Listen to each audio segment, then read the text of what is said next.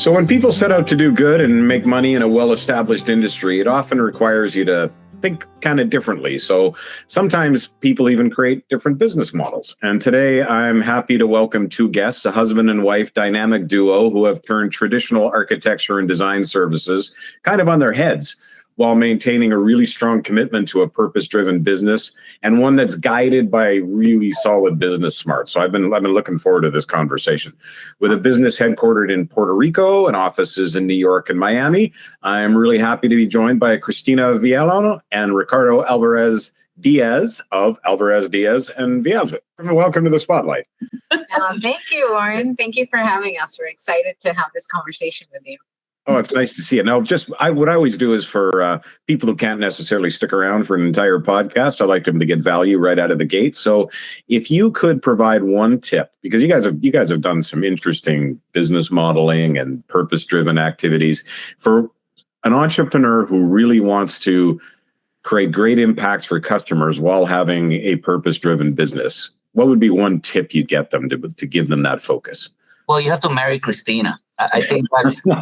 Well, you can't do that, at least now. So hopefully.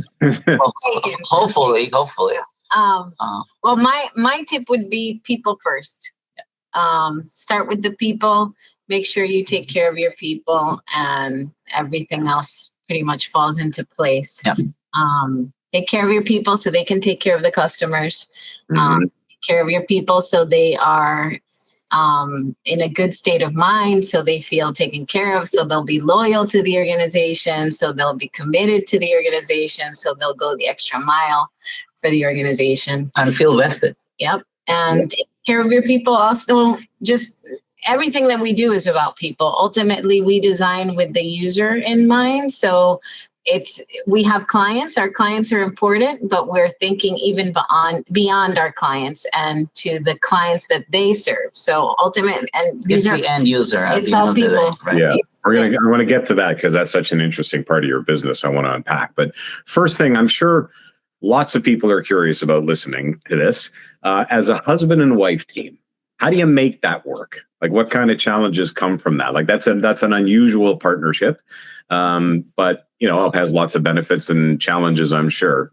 So how do you make that work? What's the secret to your success? Well, I mean, this is not like it's a partnership, and partnerships sometimes could get messy, and sometimes could be amazing.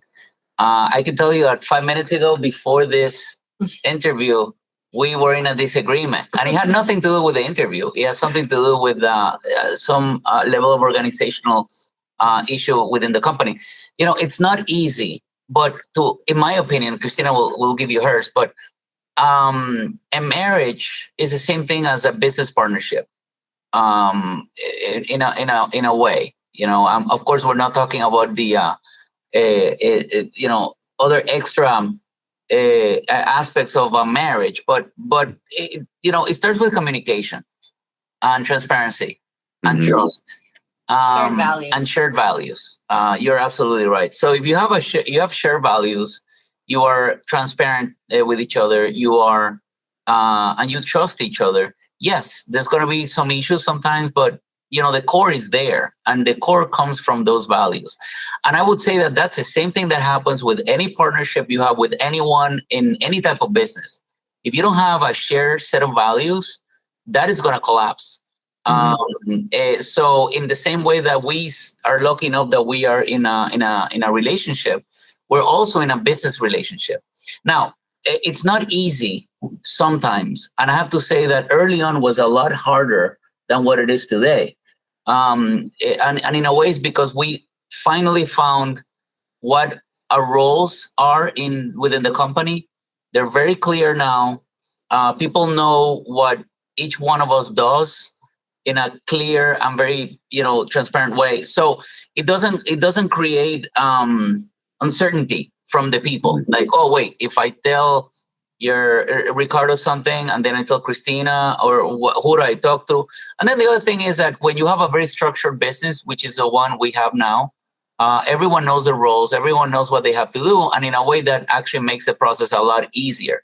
But it starts with a shared set of values. The key is what you mentioned, which is definitely clear and defined roles and responsibilities. I think and that not only you're clear, but the team is clear. The team, right. Who to go to for what, because it's very easy to fall into that trap. Like, oh, but Ricardo said this, or Christina said that, or Ricardo said this and Christina said that. Who do I listen to, right? And that can get pretty. And by the way, I think in a way, it's the same way. We have 3 daughters, so they're 17, 15, and 13. And years old, and it's the same kind of dynamic, because if we have a daughter come to me and say, hey, mom told me I could go to that party, and I'm like, okay, you can go, and then I find out that she never asked mom and I was manipulated into this, so normally what happens if we have a daughter come up to us and say, hey, mom said I could go to a party, I'm like, okay, let me ask mom. Right. Oh, wait, what's happening? And so having 3 daughters have absolutely helped. It helps, but make you better business people. But by the way, Warren, it sounds like we've got it all figured out, right? But we, like Ricardo said 5 minutes ago, we were having a discussion probably about this same thing, which is, communicate, how to maintain the communication lines, and how do we communicate decisions? Like our company is very fast paced. Yeah.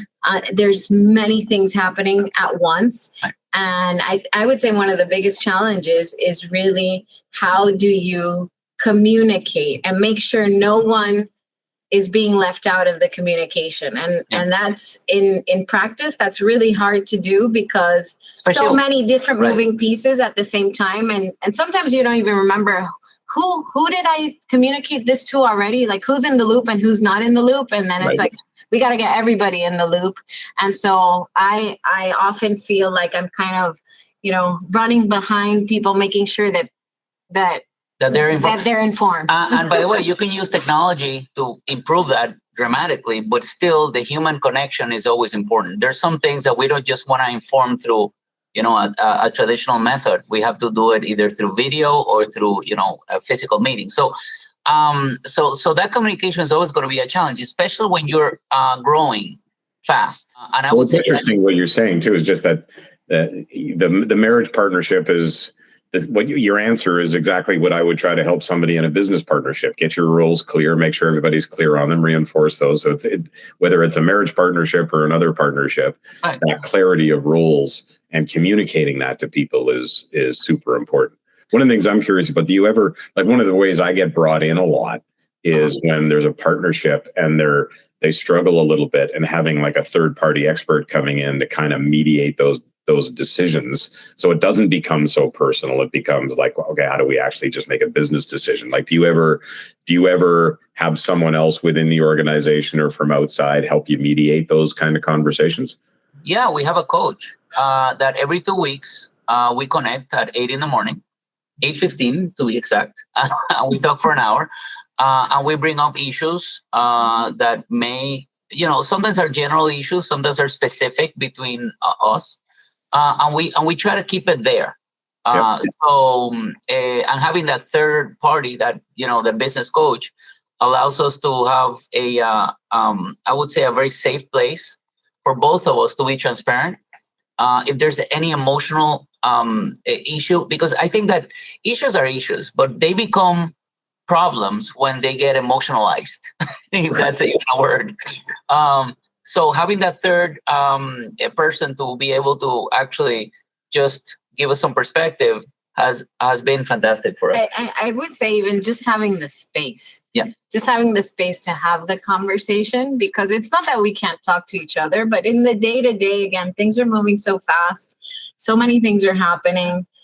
You have a finite amount of energy in the day. And so I'm married to him, so I know this, right? So during the day, I know what his days are like, and oftentimes I have topics that I don't have a chance to discuss with him during the day for whatever reason, because we're each doing our thing, we're in meetings or taking care of different things, and so I get home and I have a space to speak to him, but he doesn't want to speak about work at home. And I get that too. I respect that too. I don't want to speak about work at home either. Right.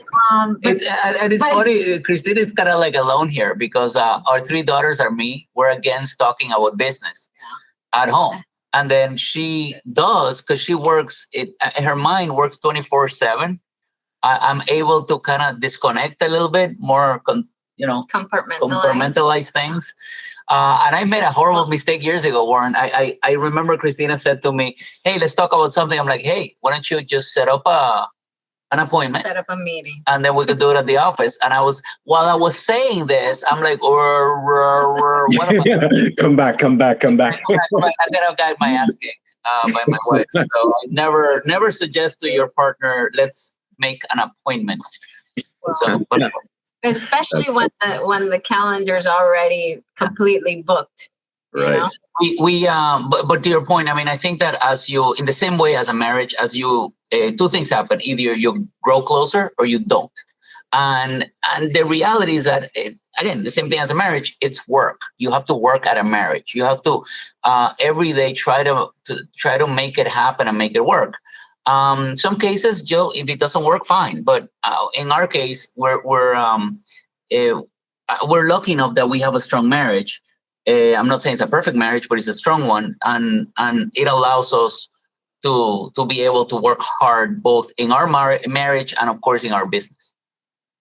All right, so let's shift to the business a little bit. So, what you've articulated as a purpose-driven business. So, what is the purpose of the business before we can get into the services? Just what's the purpose of the business? So our purpose is to advance the well-being of society, ultimately. And we do this by designing places of purpose. We're an architecture and interior design firm. So everything that we design, we do it with a purpose in mind to the user. Right. And our mission is clear. Our mission is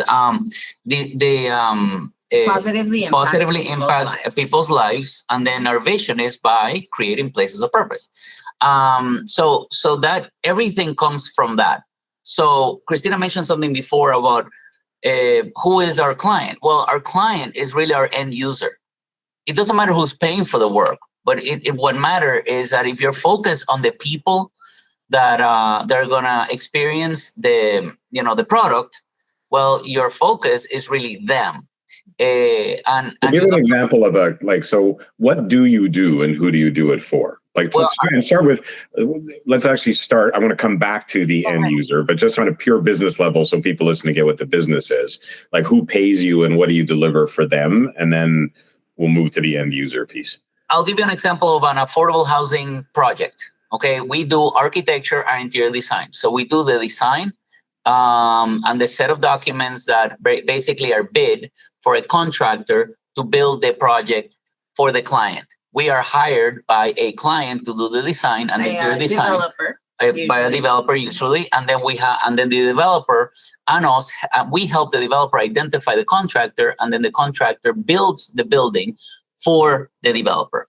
That's a fairly simple thing. Now, the reason we say that we're not designing for the developer is that in this case, if we're doing an affordable housing project that's focused in trying to better the lives of people for generations, because one of the biggest challenges is housing in general. It's happening all over the US and all over the world.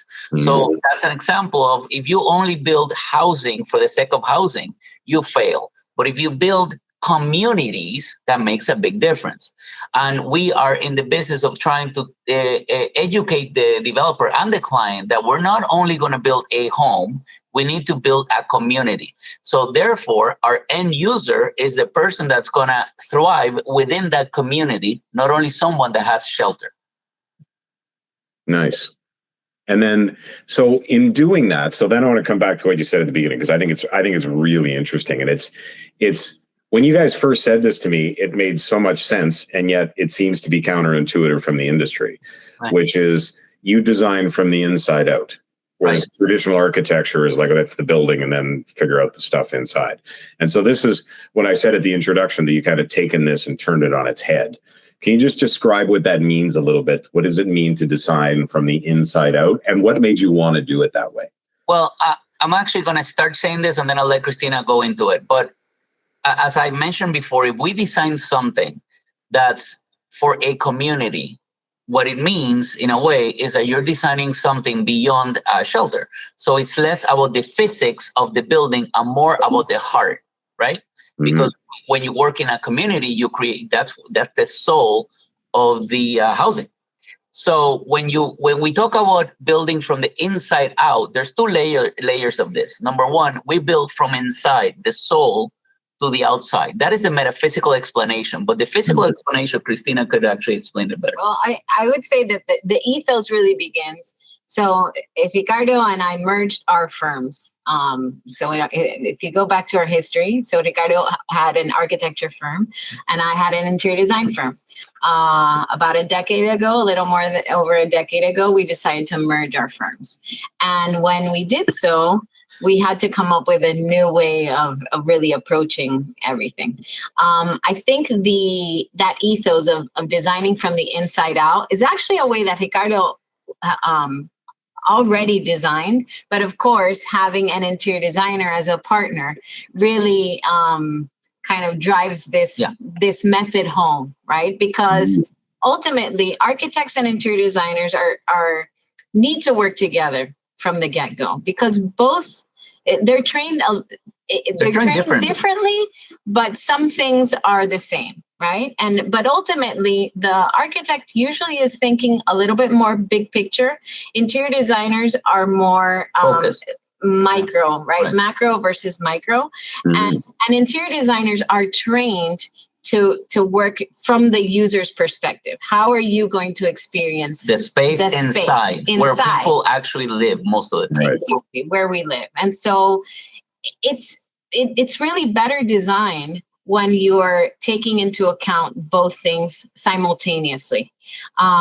Because in the industry, mostly what happens is that architects design, and then they have their beautiful facades, and they don't consider what's happening on the inside. And then they hire the interior designer who comes later. And now they have to fix. Oh, we have to move a window. We have to move this and to move that. And then it becomes very inefficient when it comes to the product you're going to serve the client. And ultimately, it's going to be costly for the client. But if the client is not willing to make those changes, the people who are going to suffer are the people who are going to live in those spaces. The end user. At the end of the day. So again, this description of from the inside out works in very different levels. Number one, understanding that the end user is going to employ the space inside. It could be an office, it could be a retail, it could be a dwelling, but they're going to live there. So the experience of the people from the outside is important, but it cannot be more important than the person that's inside.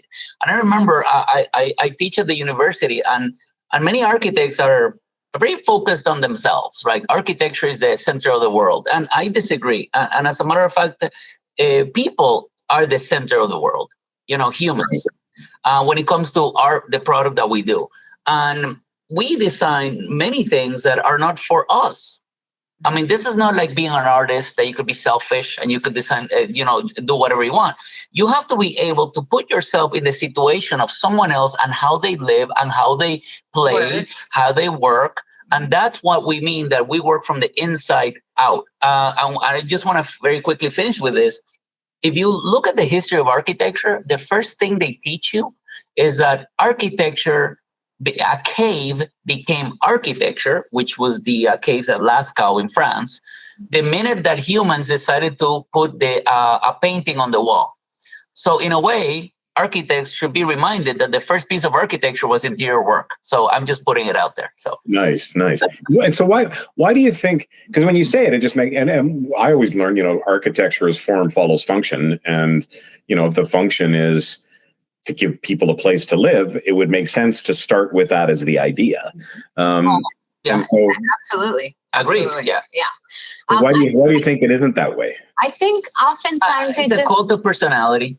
I think it gets lost. I think it gets lost in a lot of the programs, unfortunately. I mean, if I get into it, we discuss this all the time, but I think in education, there's kind of been a disservice because there's this glorification of the architect as the starchitect who comes in and shows you how you should live and this is how it's got to be done. And it's because you've had a number of starchitects in the past that many people look up to, and then they're glorified this idea like this, the architect knows all. But an architect is a facilitator. Right. They are there to understand how you operate, whether it's a company, whether as an individual, how you operate, and then help you solve a problem in a physical space so that can flow better. That operation, how you work, how you live, how you play, all of it. Right. I always say that architects are supposedly problem solvers. They shouldn't be the problem. Right. So, but why is that? I mean, it's a very simple answer. I think it's a cult of personality. I think that, in the world that we live on Instagram and whatever, people look at imagery and they want that wow architecture feel, and they just want to, have something that is impressive. And the way we work. And the magazines, it's like selling newspapers, right? You want something that's that's going to make everybody look up and take notice. So that's how the magazines operate. They want something completely out of the box all the time because that's what they want to feature on the front, the front of the magazine, and it's what sells, quote unquote, right? So, but a lot of those beautiful imagery, it could look wonderful, but is it functional? Does it serve the purpose? Does it serve? And we know we have to go beyond because it's not only purpose driven when it comes to the physical part. There's also a metaphysical, and we have that balance as humans, right? But I would say that I'll say this very quickly. Years ago, we were. Our PR company in New York was talking to us and said, guys, we're having difficulty trying to focus and understand what is it that you do. Because, we want to showcase your work, and your work is very different every single time.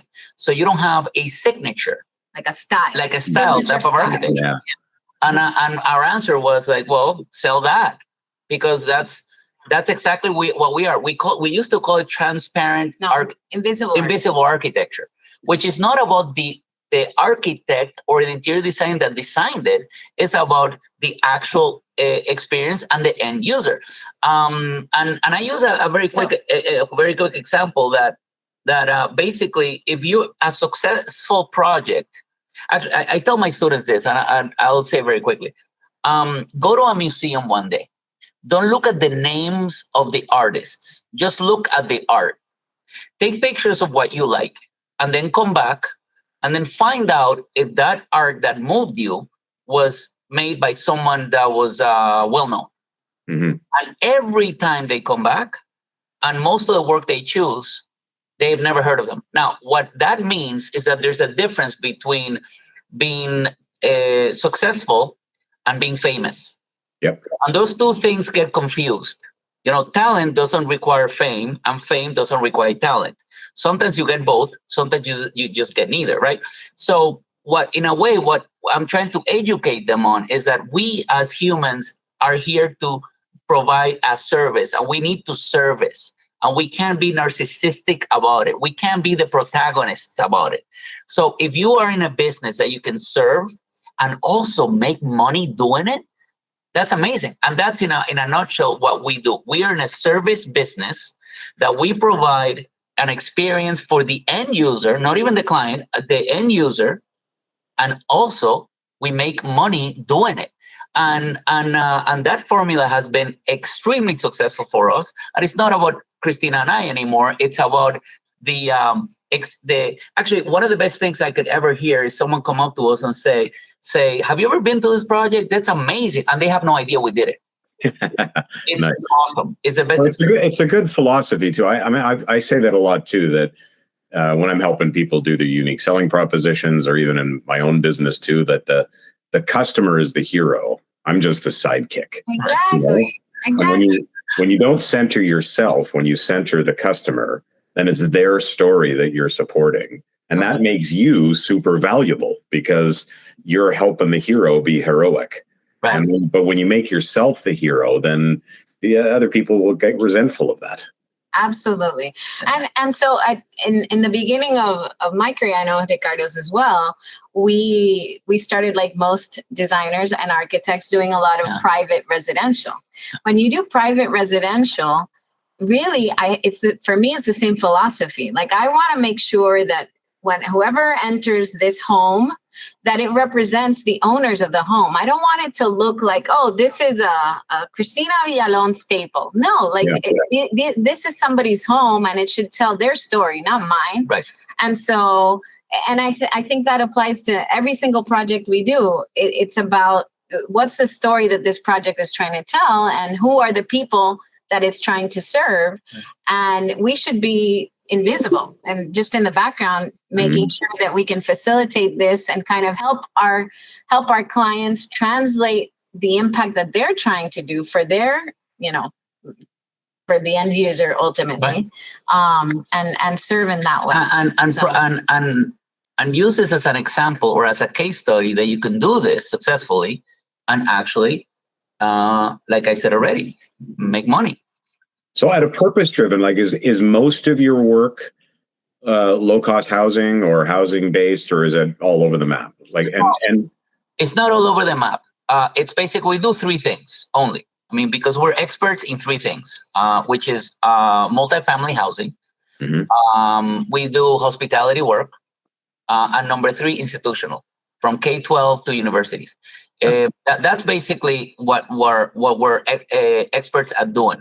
If you come up to us and say, "Hey, I want to do a hospital," we're going to say we are not the firm for you. Well, it's not our expertise. Although I don't discard that someday we might be. Yeah. I mean, actually, having experienced, unfortunately, having to be in a hospital with a loved one and seeing, the absolute. Horrific interior design. Yeah, the potential for improvement. I don't discard maybe working on something like that in the future, because I think that it's definitely an area that needs to be disrupted. But I'll say, so. I have a buddy who was in for cancer, and I went in to see him in the hospital, and I looked at the wall colors. And I was like, how does this possibly make anybody feel better? Definitely. No, I agree with you. But going back to your point, when what do we focus? The reason we choose those, typologies is because we want to impact positively as many people as possible. For example, the same amount of energy it takes us to design a multi-story, multi-family project, you'll be surprised to know that chances are that it's the same budget, and in some cases the same amount of energy and time that it takes us to do a multi-million single family housing home. And the difference is that we're impacting maybe 4 or 5 people in that house, in contrast to impacting maybe 30 families. Right. So if we have a choice, and by the way, we're lucky enough today that we have a choice. Because years ago, we didn't have that many choices, but we kind of forced our way into trying to identify the choices that serve better our mission and vision and our values within our company. And do you, as part of the sort of the B Corp notion and that kind of stuff, do you integrate sustainability practices into your design and things like that as well? We don't call it sustainable practices. We call it a good design. I mean, because that's how it's always been. Now they brand it as sustainability. And I always say this, by the way, I've never been able to describe my marriage as sustainable. That sounds horrible. Okay, right. The word doesn't work for me. And I think it's a brand. The way we design is that we design what we call is good design that's made for it to last, design that has cross ventilation, that is designed in a way that minimizes the impact in our sources and our environment. Nice. I love that, because then it's just an integrated value. Yeah, it is. It's not something separate. It's sort of like, so some people do that. It's like, I do my business and then I have my sustainability stuff. But if it's actually, it has to be the same. Yeah. You listen, I know I'm old school, but if someone says, don't take this personal, this is all business, I'm like, I'm taking it personal because you're screwing me. I mean, business is personal. it is personal. For us, business is personal because your values as a human have to permeate in your personal life and in your business life. You can't have both. I'm not in the business of trying to be schizophrenic. I can't be that. I have to be, my values, whatever they are, they should be constant. You can't just pick and choose. So we have an issue with that. I agree with that. I've often said that it surprises me when people assume that business is one area of human activity that is immune from moral examination.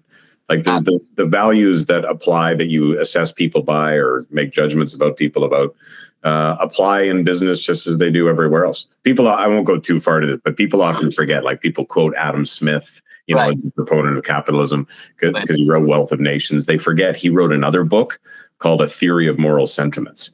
And it was about what are the moral constraints that you must be guided by while embarking on business. And people sort of forget that book's sort of under the carpet somewhere, but it's an important consideration. And ethics, and I've seen that, I'm sure you've seen it now in the last, I would say, 15 years, finally, you see a lot of ethics included in the curriculums of business, which is something that was lost for years. Now, you said something a minute ago, too, that I thought was important, which was I guess this would be more on the paying client side, not the end user. But a lot of people, and I've seen this, and I've got clients who do landscape architecture and other forms of architecture and interior design and things like that. And people don't know the difference between good and bad design. Right? This is your point about going into a painting, right? But they do understand the difference between good and bad service. Yes, that's exactly what I think I'm stealing that from you, but I've said that I think that's a quote. Ricardo says that often.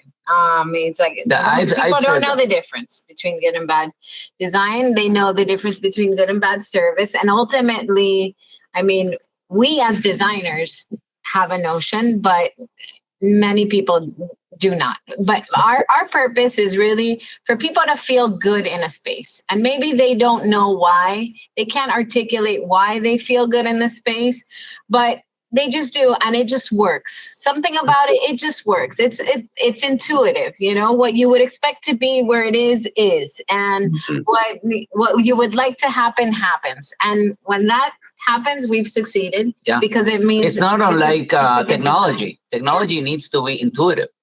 It's the same thing, and you can't describe why, but it just works. But to what you mentioned before, yes, we've always said that people don't know the difference, but they do know the difference between good and bad service. Anyone could go to a restaurant, and if they get not a very good piece of meat, but they are served and they're made feel as if they're special, and they will want to come back even if the food is not great. But if you provide the best piece of meat you can imagine, and then they treat you like crap, why would you spend that money and come back? I mean, it doesn't make any sense to us. So what does great service mean for you? Like, how do you show up in great service for your clients? A total partnership. It's not you hire us and now we're your employee. No. As soon as we say yes to a project, now we're your partner. And we're going to partner in a way that's going to help you go from A to Z. And if that means that we're going to help you identify a finance mechanism, we will. If we need to become an ambassador for the project, absolutely. Because in the same way that we have values and we have a set of values as a business, we choose clients that share our values. We will not work with clients that do not share, because at some point, even if we wanted to serve them well, we're not going to be aligned when it comes to, we're going to be in different wavelengths. If your values are money, don't hire us, because we're more than only money. We're not cost, we're value. So, we're always, and I think that, I know it sounds a little cheesy, but the word partnership matters. I can give you a quick example. I mentioned this morning we were involved in some press conferences and things like that. We had a client that came to us a couple of years ago. We share values. It's a large project. And after a while, they said, hey, not only we see you as a partner, we want you guys as a true financial partner. And they brought us in Nice. as a partner. So it's just, again, when you have friendships, true friendships or relationships, whatever, you share those values, right? So it for us, the easy short answer is it's not that we provide the best service. It was we become part of your team. We're not a hired gun for your team. Yeah, we have the same, we want the same thing, and we're going to do everything in our power to make sure it happens. And along the way, we are going to be responsive. We're going to keep up the communication lines, because most relationships are all based on trust and communication. Yeah. And if either one of those are lost, then chances are, it will be a failed partnership. So we want to make sure to put guardrails on those things. That you can trust us. We're going to deal with integrity. We're always going to look out for your best interests. With a sense of urgency, always. Yeah. So let me. I want to poke at this a little bit, just because in my work I hear this all the time. We position ourselves as partners and things like that. Now, and if you're an entrepreneur listening who isn't as experienced, it's like, okay, so how do I activate that? Like that sounds like motherhood stuff. Be a good partner. We're just going to be partners with people, and even clients sometimes roll their eyes when people say that. Yeah. But to activate that, do you have like particular systems in place? Do you have like communication protocols or methodologies, like as a business owner, to say, I want to, because you've got staff who have to deliver this as well. How do you predict or control that no matter whether you're involved or other members of your team are involved, that partnership experience is predictably lived? Well, you know yeah, absolutely. And I can tell you a couple of examples. It's a layered response, because there's multiple factors that come into play to be able to execute. Right. And for example, I'll give you one thing we do here. We have a very clear rule of when and how quickly we have to answer our clients. Our emails. Yeah. I mean, something as simple as an email, it's written down. There's a policy. Within 24 hours, everyone has to receive a response. And even you don't have to have an answer, but you have to acknowledge the email. Okay. Yeah. And say, I'm on it, I received, but we don't know the answer, but give me a day so I can get you the answer. Because what we found is that when you're dealing with high achievers, they get anxious very quickly. Yep.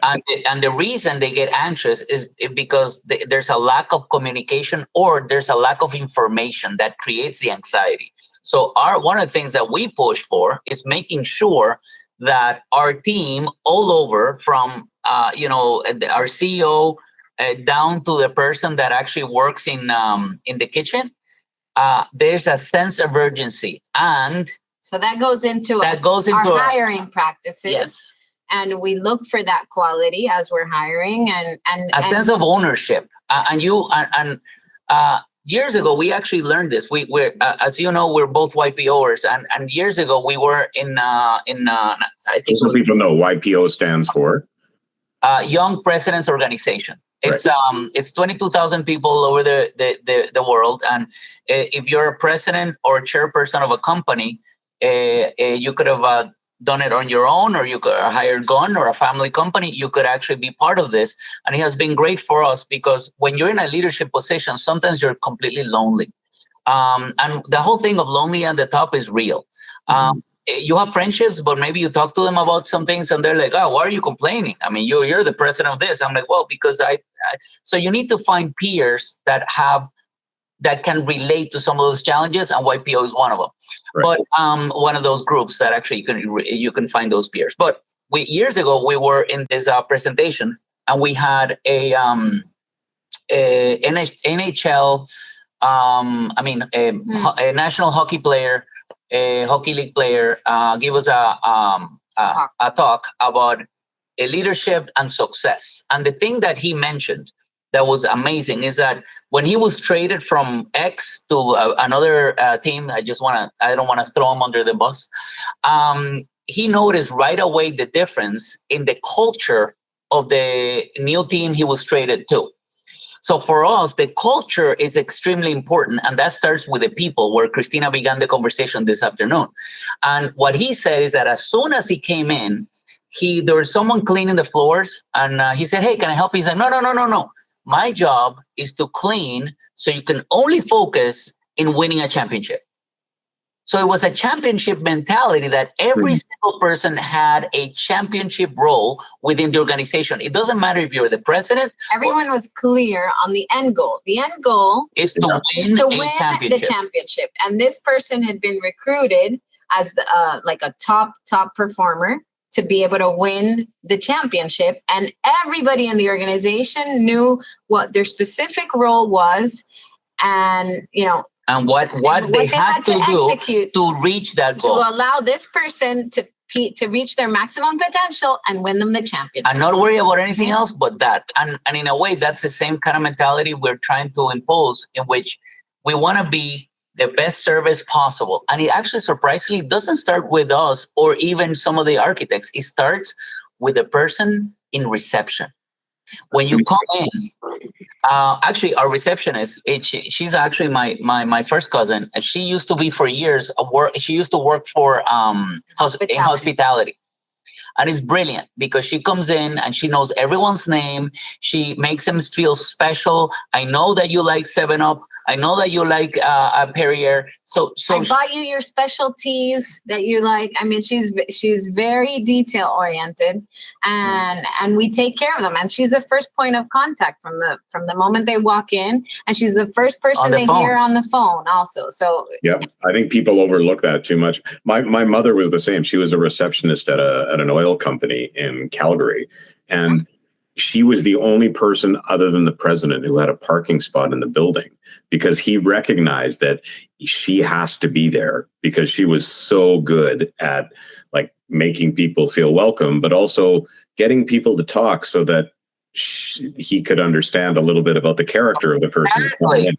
And listen, another thing is that there are little things that, I was listening to the other day a podcast, someone saying that, in the military, that the most important thing you could do is actually do your bed in the morning. Mm-hmm. Because it gives you a little success. Small win, and then you could go on. And what, for us, it's actually being on time. If you made a promise, you're going to do something, you do it. So little things that she does for example, the reception is that if we're for whatever reason late, no one has ever noticed that we were, because she's so lovable and they know her, and she's so talkative that, those 5 minutes that we might have been late, they don't notice.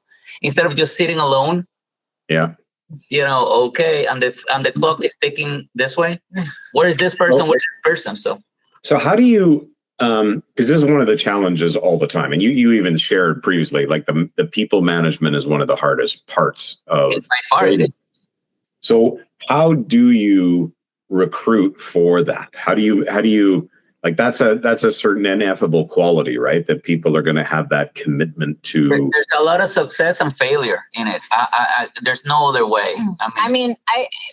We keep trying to improve our processes. Obviously, it's always a work in progress.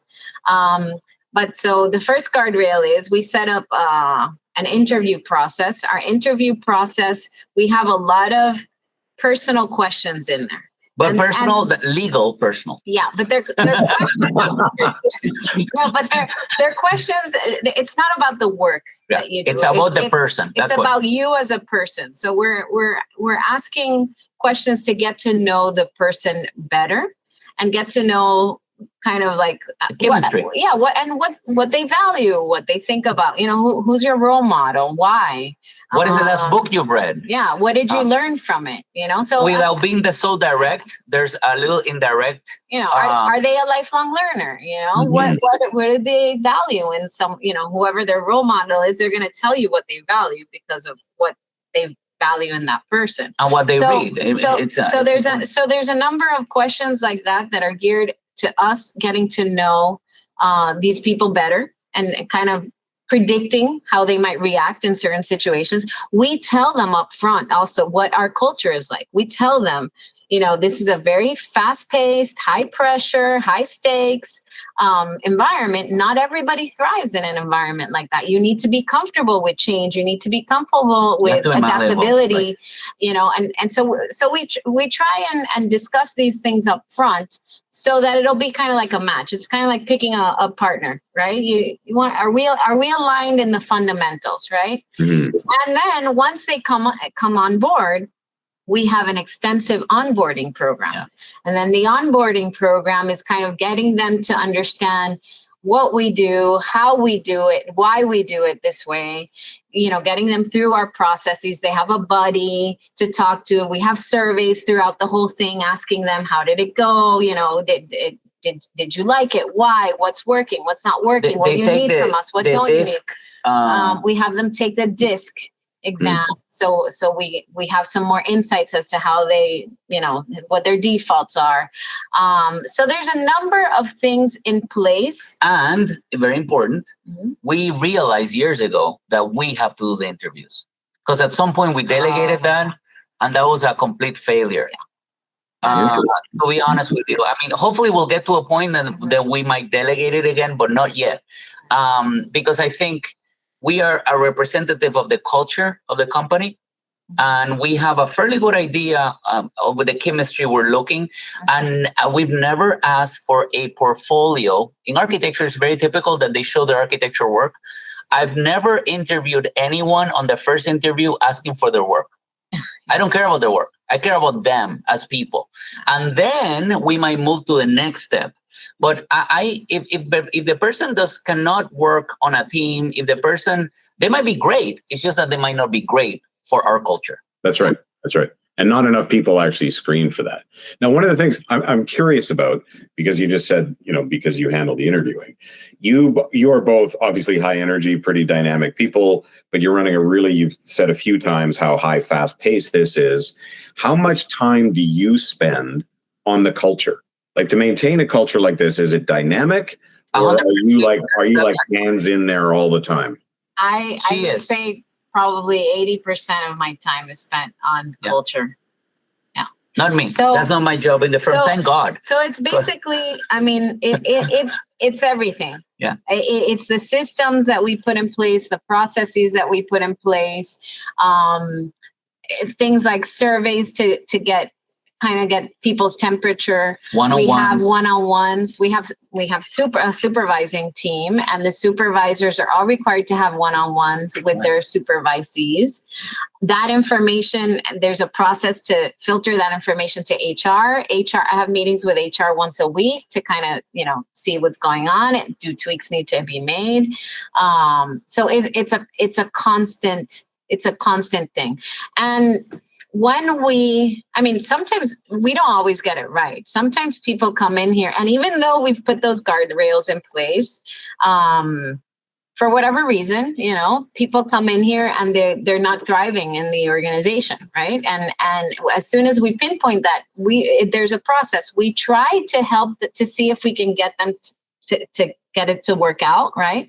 Sometimes it's just not the right fit, simply because it's like not a cultural fit, right? Mm-hmm. And then we try to help those people even kind of notice on their own, like, you know what, this isn't the right place for me, because it's just not aligned with my way of being, right? And we've identified people, we've got them jobs. Yeah, sometimes we help them find another job because just because they're struggling at our firm doesn't mean they can't add value elsewhere, right?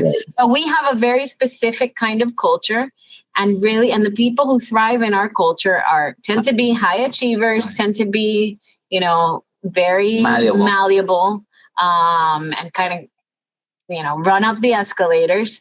But one thing I would say is that, and I know, I this is like an 80s reference, but you remember the movie Roadhouse with Patrick Swayze, which I love because it's horrible.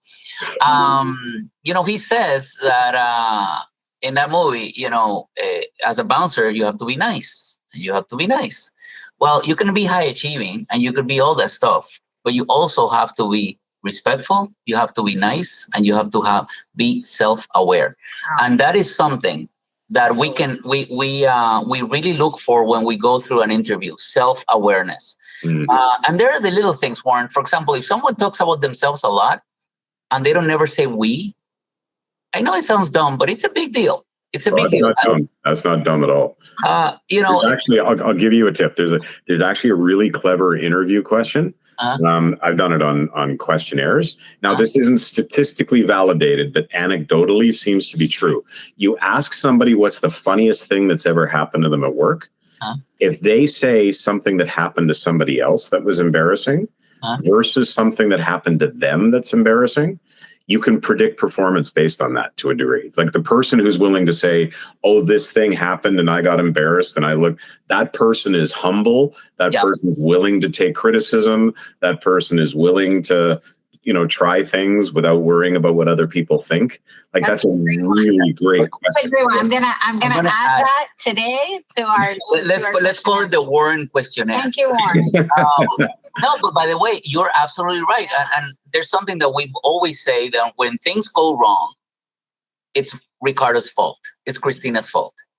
But when things go right, it's everyone's. It's the team. It's a team. Yeah. And not putting, and then people notice it, because when you go to meetings with your team and whatever, and you throw your team under the bus, which I saw when I used to work and live in New York City a lot. I'm sorry. It's just that obviously Claire made a mistake. It's like, what are you doing? I mean, just that's awful. And I don't think I've ever been in a meeting in which Christina or myself, have said, oh, that was a mistake. Someone else's mistake. It's always yours, because the buck stops here. Yep. So, being self-aware, trying to be humble. I give people credit when at least they try.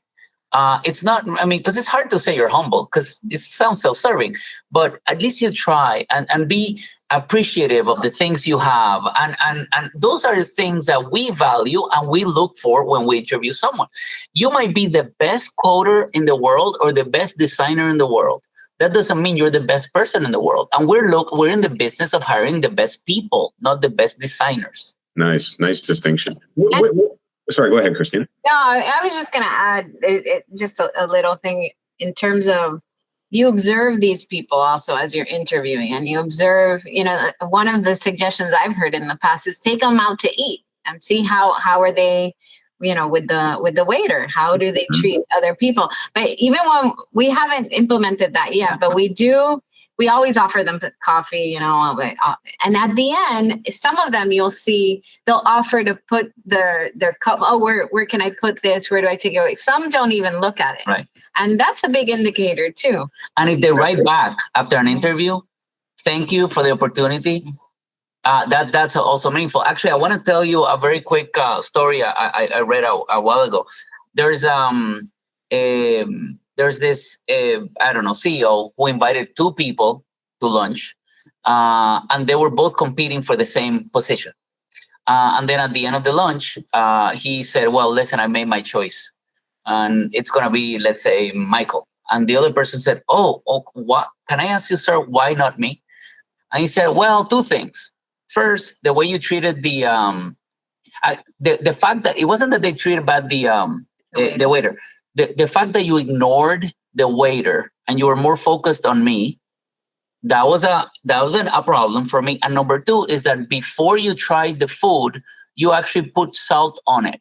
So it tells me that you're already thinking that it's bad before eating it. So it's funny because those two things are interesting. Number one, that you are not giving the benefit of the doubt of the restaurant's food. And two, the fact that you ignored a human being that was actually serving you. That's telling. Mm-hmm. That's interesting. There's a famous story about a woman who happened to have dinner with both Benjamin Disraeli and his opponent Gladstone in the British elections. And her response, when being asked about these two dinners, she said, Gladstone made me feel like he is the smartest man in all of England. Disraeli made me feel I was the smartest woman in all of England. Oh. And it was like, which one did she prefer? Right. Oh, wow. Right? Yeah, it's a great. That's so I'm really curious about something about you guys personally. Like you're both lifelong learners, right? Like you do a lot of reading and things like that. and you're both very values driven. Where does that come from? Like, was that a learned thing, or was that just in your DNA? Like, as entrepreneurs, where did you decide that lifelong learning is an integral part of my success, and where did you decide that whatever else happens, I'm going to be driven by my values? It's a great question. I don't think I've thought about it. I can tell you that since I was small, I've always been obsessed with, it used to be called self-help. Mm-hmm. Self-help section. That was, whenever I went to a bookstore, that was the area that I gravitated towards. Those were the books that I gravitated towards. So it was always kind of like something that I was searching for. I always try to be better than I was yesterday. What can I learn today and put into practice tomorrow? And I think also, to be honest, I had great examples at home. My parents are very values driven, Catholic family. And those Christian values, I think they very much inform who I am today. And the example that they gave me, my mom is the most selfless person that you will ever meet. To a fault. Just completely given to service of everyone in her path, and that's just very admirable. My father is a very noble man, very generous as well, and just very hardworking, extremely hardworking ethic. Like, I just remember him working, getting home late, because he was always working to provide for his family. I think that definitely ingrains, those values get ingrained just by example. I would say that you may not know this. Christina and I have the same background, which is weird. My father is Cuban. My mom passed away, but my mom was Dominican. Her father is Cuban, and her mom's Dominican. Mm. So in a way, we're both sons and daughters of people who left their countries. For different reasons. In the case of Cuban, they were exiled, after Castro. In the case of my mom and my mother-in-law, it was a lot of unrest, civil unrest in the 60s in the Dominican Republic. So when you are an immigrant or an exile, even it's for political reasons, you come in with a different outlook to another country, and you have to work your butt off, and you can't assume that because you had wealth where you were from, you have nothing. The only thing you have is your values and your education. Those were the only two things. So we were both brought up with the sense that you have to be a good person, you have to educate yourself, and you have to work hard and travel. Travel was a big part of both of our a big part, and it allows us to see the world and be tolerant about it. And if someone says, well, that's because your parents had money, no, because I can tell you there were some moments in my childhood that my parents were not economically in a great place, but we still traveled. We didn't have to go to a 4-star hotel, nor a 3-star or 2-star, but we still traveled. And I would say that what informed both of us is we were lucky enough because both our set of parents with different backgrounds had to work their butt off, and they valued the same things that we value today. So I would say that was there. Now, you asked the second thing. You said, has it been ingrained or was it learned? I'll say that even though I love my parents to death, if you ask me who is the biggest influence in my life, it's not them, it's my wife. And the reason is because she has something that I did not have. And that is, I've always been all about justice, and I get that, but she is to an extreme that is very difficult to explain. And her integrity, her values are unwavering. I sometimes wavered, and then my wife would just smack me. So she is a very, I say this as a joke sometimes, but I've always said that I married up. Maybe she married down. That's something else. But, having that core value that helped us a lot, and realize that you get a lot more done by being nice and trying to be humble and trying to be transparent and genuine as much as possible. One thing I learned one of the many things I've learned, but one specific thing I learned from Christina was trying to be vulnerable, because I was never vulnerable. I was like, oh, we do this and we're awesome and we're great. And, that's a turnoff, because people want to feel that they can learn from someone, but they don't want to feel looked down upon. And even if you don't do it on purpose, if your life's perfect, what am I going to learn from you? Because I'm flawed. Apparently, this guy isn't. So as soon as maybe 10, 15 years ago, when I started to completely be vulnerable from a leadership standpoint, that helped me as an individual a lot. So how did that show up differently? Like, that's a really interesting comment. But for someone who's listening is going, well, what does that mean? Like, if you were to say, here's a meeting where Ricardo ran it before he was vulnerable, and here's a meeting afterwards, like how would that look differently? Well, I would say, maybe you can answer better, but I think I would say the way it looks is just being able to accept when maybe you don't know all the answers, right? And it's okay to say, I don't know. Idea. I actually don't know. And we're going to have to look that up. We'll figure it out together. Instead of kind of putting on a brave face, like, oh yeah. Kind of like BSing your way through something, right? Just to, no one will catch on that you don't really know what you're saying. So I think it's little things like that. But when you open the door to we're all learning every day. We don't all know everything, of course.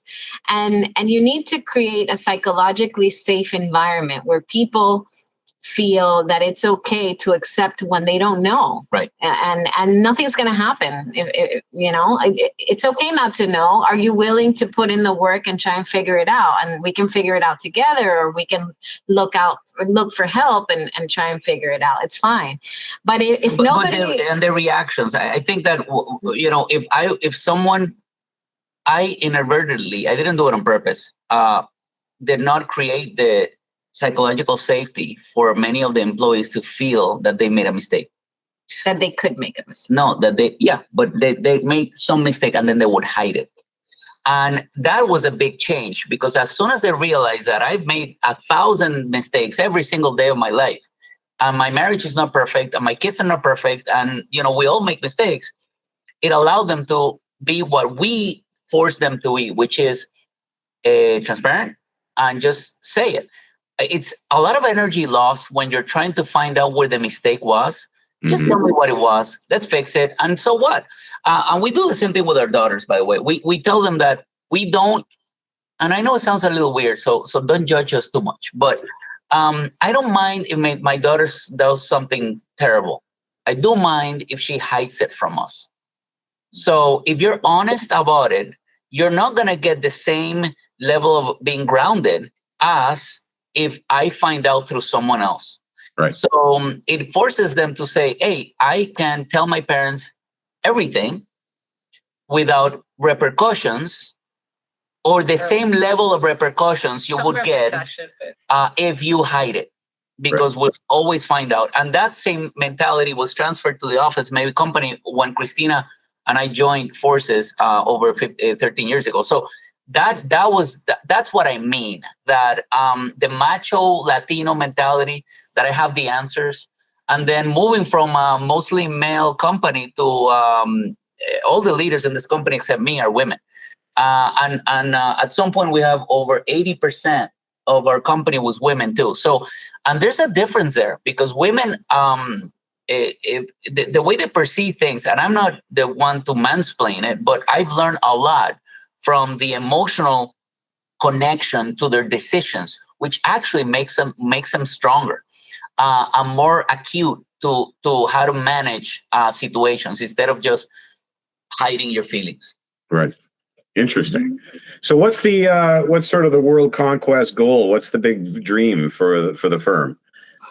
Well, the big dream for the firm, I would say, is, so for many years, we're an architecture interior design firm, but we work with developers. We've worked for developers for years, and we've done kind of, I wouldn't say, well, I always say Ricardo is a developer. He just doesn't tell anyone. It's like a good secret.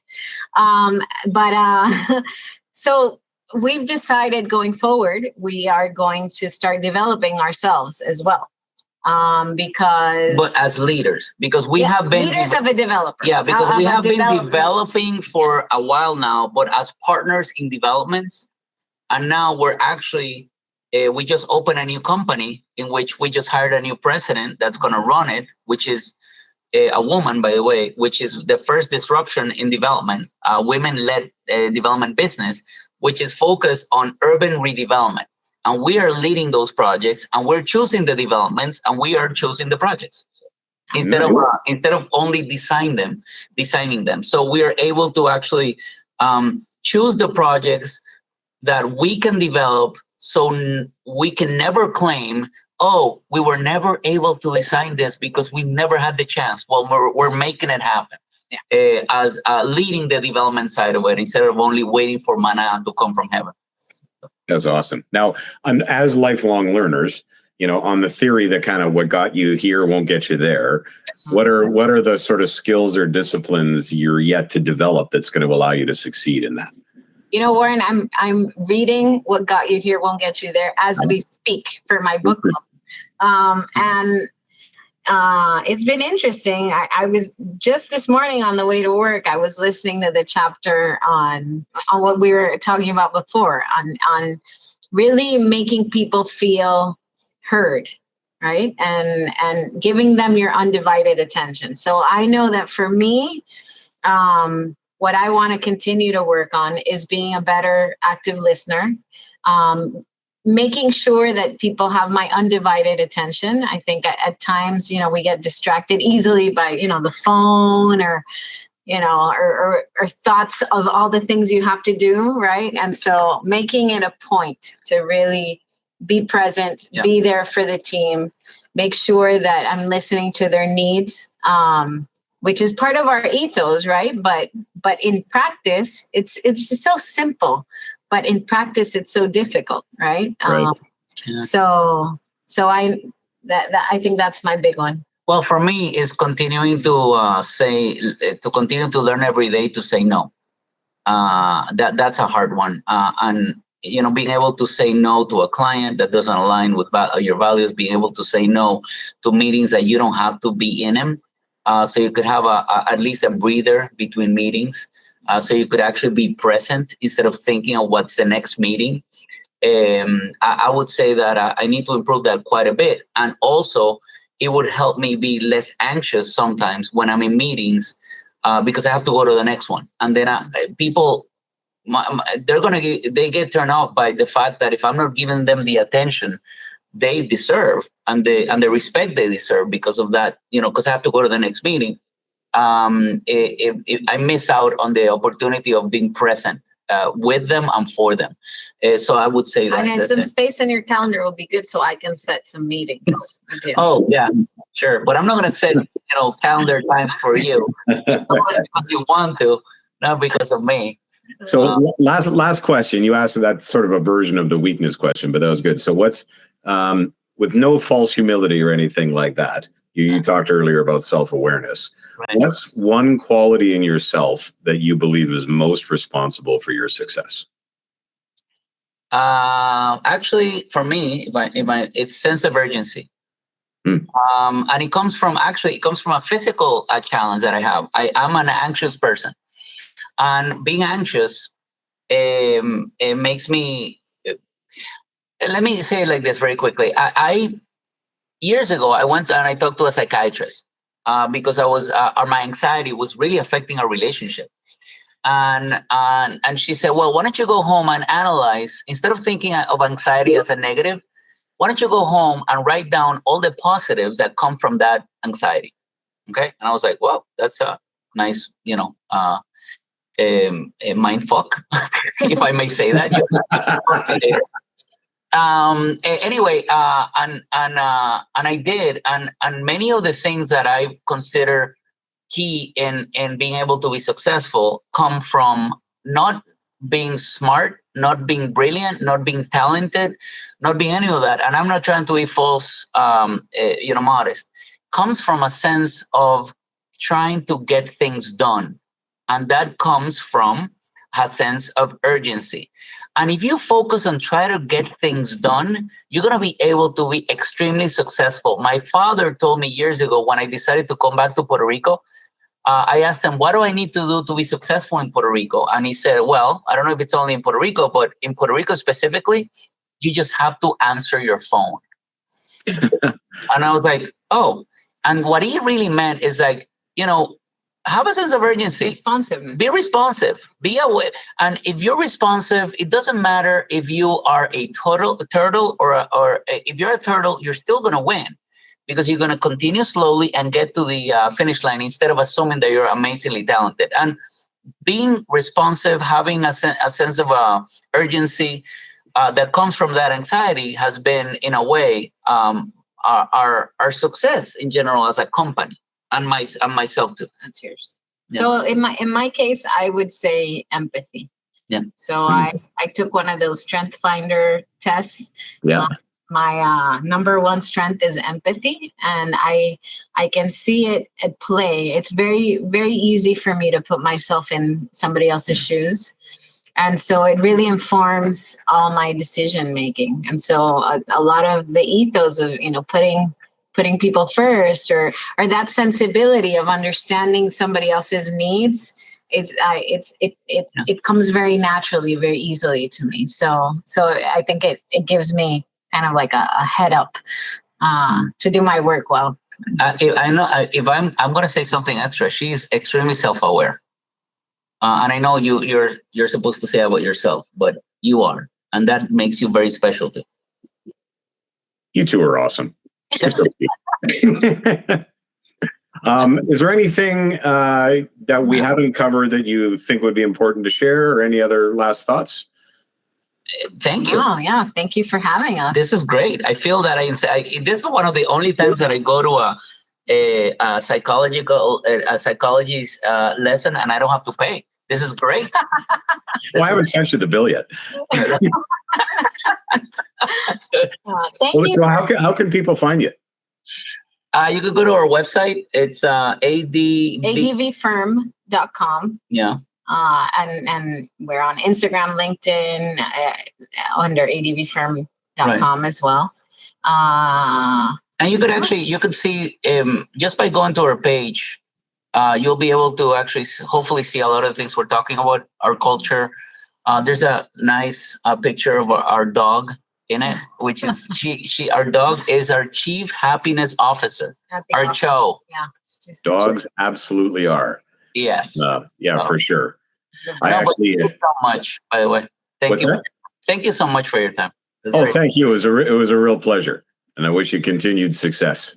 Thank you. Thank you so much for the podcast. Your podcast is awesome. Yes. So. Except this one. But all the other ones are awesome. This will be a good one. Thanks so much. Take care. Take care. Bye.